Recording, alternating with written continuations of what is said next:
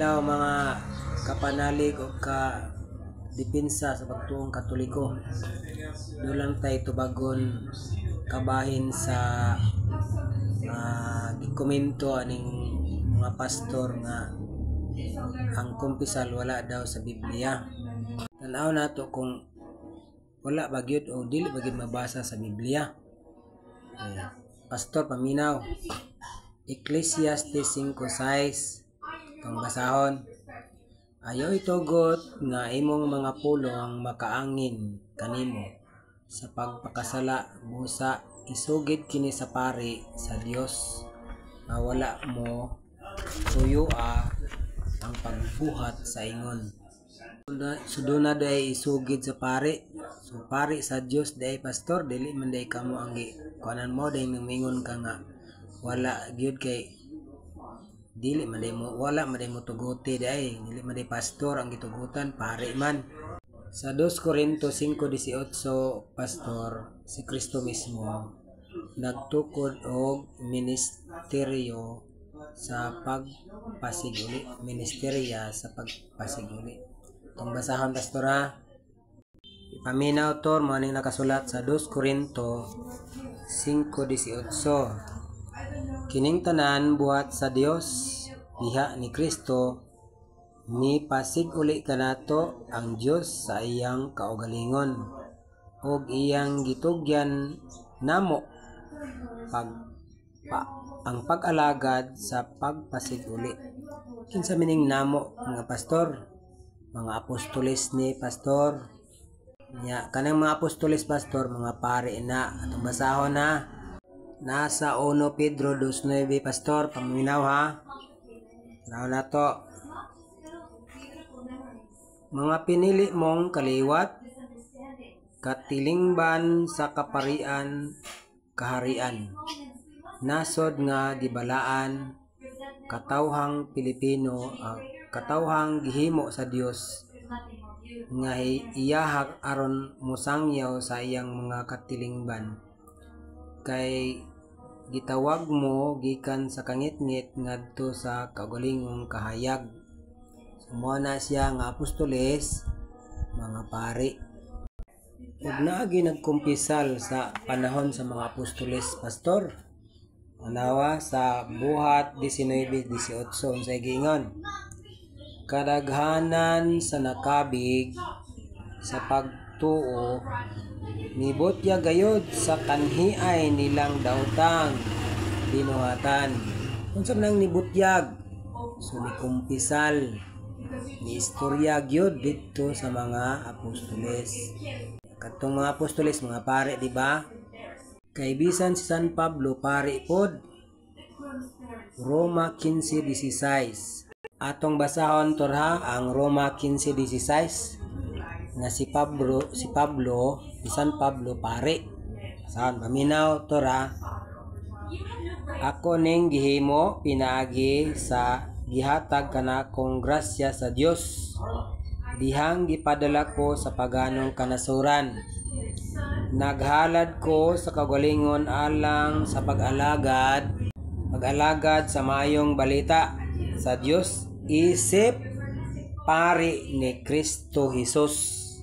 Sa ingon, ikapresentar ko sa Dios ang mga dili Hudiyo isip makapahimuot nga halad nga gikonsagrahan sa Espiritu Santo. So pari ni Hesukristo si San Pablo. Mao na tor sa Juan 20:22-23 unsay gingon? Humanihini mihoyop siya og miingon, dawatang Espiritu Santo ang mga sala sa inyong pasayloon mo pasaylo usab ang igadili igagaid usab. Mao nang duna gyoy gingharian sa mga pari. Sa mabasa ang gingharian sa mga pari tor. Pinadayag 5:10. Pakibasa daw pastor be kay murag di man ka mo open anang pinadayag 5:10. Kay dili man na pari dia pastor. Dili man Baliktad di ay dili di na pastor, pare na pastor. Pare nga pastor. Sa daw gingan, gihimo mo silang gingharian o kaparian alang sa atong Dios. Magmando sila sa tibuok kalibutan. Pasabot na Katolik. Tibuok kalibutan, Katolik. Mao nang naagid mi Catechism of the Catholic Church Store nga mao nay nagbasihan, no, diba? Timoteo 3:15, ang simbahan may haligi o kasukaranan sa kamatuoran. Unsa daw ang meaning sa CCC? Catechism of the Catholic Church number 997. Sa gingon dire, in this battle against our inclination towards evil, who could be brave and watchful enough to escape every wounds of sin. If the church has the power to forgive sin, then baptism cannot be here only means of using the keys of the kingdom of heaven received from Jesus Christ. The church must be able to forgive all penitents their offenses, even if they should sin until the last moment of their lives. Asa mabasa tor? Santiago 5:14 hangtod sa 15. Basahon tor ha. Paminaw tor kay para ka makasabot. Unsa man unsay mabasa di sa Santiago 5:14 hangtod sa 15. May nasakit ba? Ipatawag ang mga magulang sa simbahan. Iampo siya og hilugan sa lana sa ngalan sa Ginoo. Ang pag-ampo nga gilitok sa pagtuo makaluwas sa masakiton. Bayawon siya sa Ginoo ug kon nakasala pasayloon. Mo na nga pasayloon jud pastor kay nakasala man. Tungod sa sala dunagyoy mukuan jud ang sakit, no?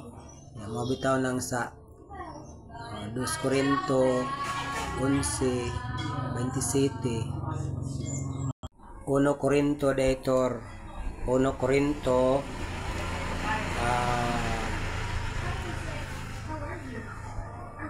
11:26 hangtod sa 30 para tanang paminaw ha. Busa sa tanang panahon namukaon mo sa pan ug minom sa kalis, nagsangyaw mo sa kamatayon sa Ginoo hangtod sa iyang pagbalik.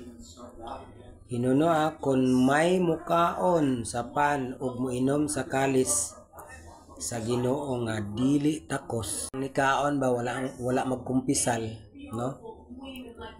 Moinom siya ug mukaon sa kalis nga wala maghinlo sa iyang kaugalingon. No, nakasala siya batok sa lawas o sa dugo sa Ginoo. Dapat may tiot sa atong basahon. Mag-examine ang matag usa sa kaugalingon sa dili pamukaon sa pan ug miinom sa bino, aron dili makaon ug mainom ang kaugalingon kundi kaugalingon kondinasyon, kay wala siya moila sa lawas ni Kristo. Hinungdan ni nga may daghan ninyo nga huyang, masakiton o nangamatay. So kung dili gyud mo kumpisal pastor, patay gyud ang membro kung dili mo kumpisal kung nagsigkaon sa lawas ug dugo ni Kristo. Naa siya ay mortal sin. Okay lang kung venial sin. Mortal sin na gani at yun gyud sa Ginoo. CCC 980 tor. It is through the sacrament of penance that the baptized can be reconciled with God and with the church. So gikan gyud sa simbahan. So ang simbahan gikan sa Santo Papa dito sa mga cardinals, padung dito sa mga bishop. Yang bishop pod magsugo sa kaparian, mao na siya nga gitahasan sa ministerya sa pagpasiguli o reconciliation. Another term is confession. Another term pagyud is penance, no? Has rightly been called by the Holy Fathers a laborious kind of baptism. This sacrament of penance is necessary for salvation for those who have fallen after baptism. So katong nakasala gyud siya, fallen na siya. Just as baptism is necessary for salvation for those who have not yet been reborn. So katong wala gyud magpakatao pag-usap, dili nang miog mag new life o born again, no? Ang reborn meaning baptismo. Catechism of the Catholic Church number 982 says, there is no offense that the church cannot forgive. Tor, resa imo, gikan ka sa simbahang katoliko nya nibalhin ka sa lain nga sikta.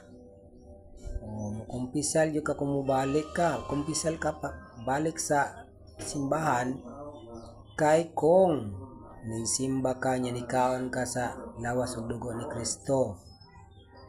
Doon na gid kay bation, gani kundi ka masakit, nagmahuyangon, antod masakit, antod mapatay. May naa sa Catechism number 982. There is no offense, however serious, that the church cannot forgive.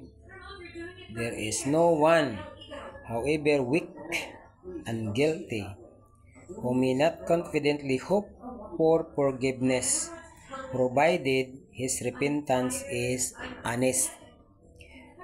527 in the Catechism of the Catholic Church, Christ who died for all men desires that in his church the gates of forgiveness should always be open to anyone who turn away from sin. Muna sa Juan 20, 21, 22, kung pasayloon ninyo ang sala sa mga tao, di pasaylo kini. Og ang dili ninyo pasayloon, dili usab pasayloon dito sa langit. Catechism number 983. Catechesis strive to awaken and nourish in the faithful faith in the incomparable greatness of the rising Christ gift to his church, the mission and the power to forgive sins, the ministry of apostle and their successors. The Lord's wills that his disciple possess a tremendous power, that his lowly servant accomplished in his name all that he did when he was on earth. Priests, no, dili pastor, priests have received from God a power that he has given neither to angel nor to archangel. God above confirms that priests do here below. Where there no forgiveness of sins in the church, there would be no hope of life to come or eternal liberation. Let us thank God who has given his church such a gift. Unsa man ang simbahan kadtog yung dunay inahan. Kinsa mang inahan? Si Mama Mary. Nga naman, si Jesus Christ nagpuyo dito pila ka bulan? 9 months. Nahantod karon ang simbahan nagrepresent na si Mama Mary. By Christ's will, the church possesses the power to forgive the sin of baptize and exercise it through bishops and priests, normally in the sacrament of penance. Maunang konpisal, maunang reconciliation. Kung sa Bisaya pagid pastor, pagpasig uli. Ang sakramento sa pagpasig uli o penance pastor, mao ni siya ang only God forgives sin. Ingumpa nila, ingumpa ninyo. He gives power to men to exercise in His name. 1441 Catechism of the Catholic Church state, only God forgives sins, since He is the Son of God. Jesus says to Himself, the Son of Man has authority on earth to forgive sin. He exercises this divine power. Your sins are forgiven. Further, by virtue of His divine authority, He gave this power to men, mga pare, to exercise His name. Mauning nasa 1:20:22-23. Ang imong idili dinhi sa yuta, idili usab dito sa langit. Ang imong gitugot diri sa yuta, imong pasayloon diri sa yuta, pasayloon usab dito. Kinsa maning gitahasan ang mga kaparian, mao na sila ang in persona Christi o ex opera operato. So naay nabasa to or wala?